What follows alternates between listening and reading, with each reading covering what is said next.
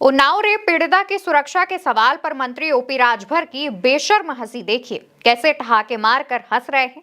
भाजपा की सरकार और उसके सहयोगियों ने बेटियों की सुरक्षा को एक भद्दा मजाक बनाकर रख दिया है।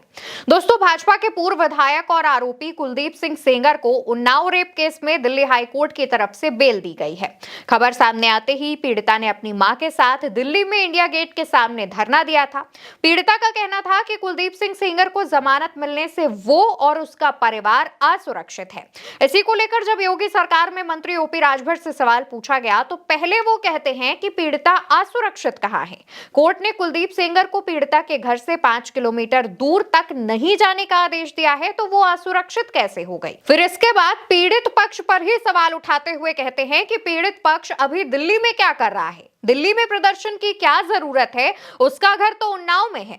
ये कहकर राजभर ही करके हंसने लगते हैं, जिसके बाद वहां मौजूद मीडिया कर्मी कहते हैं, छोड़ो यार। एक बार फिर से पूरे मामले का वीडियो आप देखिए। दिल्ली घर तो उनका उन्नाव है, घर तो उनका उन्नाव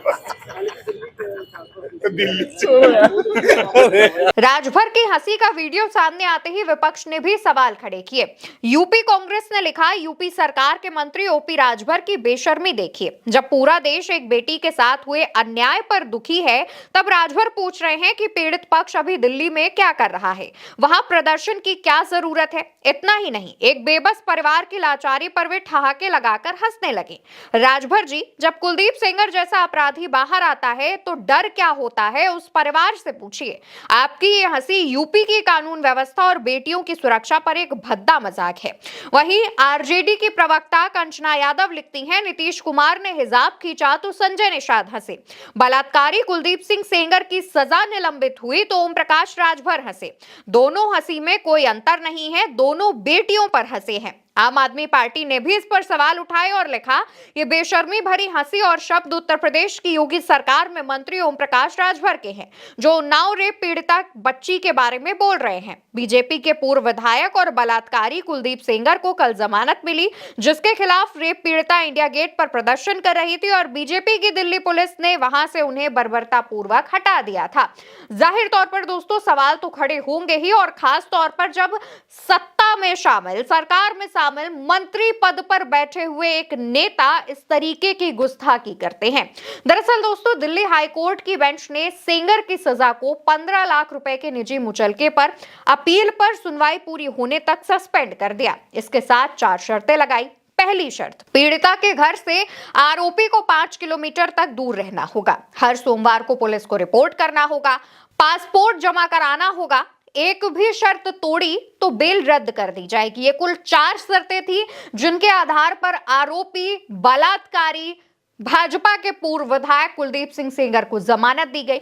हालांकि अभी कुलदीप सिंह सेंगर जेल में ही रहेगा, क्योंकि रेप पीड़िता के पिता की हत्या के मामले में उसको 10 साल की सजा हुई थी और इस मामले में उसकी जमानत याचिका पर 28 दिसंबर को फैसला आना है, यानी कि तब तक वो जेल में ही रहेगा। लेकिन अगर इस जमानत याचिका पर उसे राहत मिल जाती है तो वो जेल के बाहर भी आ सकता है, इसकी भी संभावनाएं जताई जा रही हैं।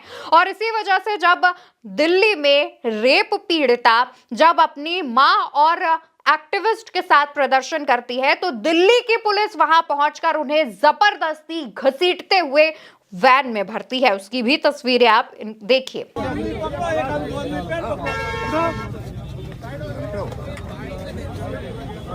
किस तरीके से सुरक्षा कर्मियों की तरफ से इन तमाम लोगों को घसीटते हुए जबरन वैन में बैठाया जा रहा है।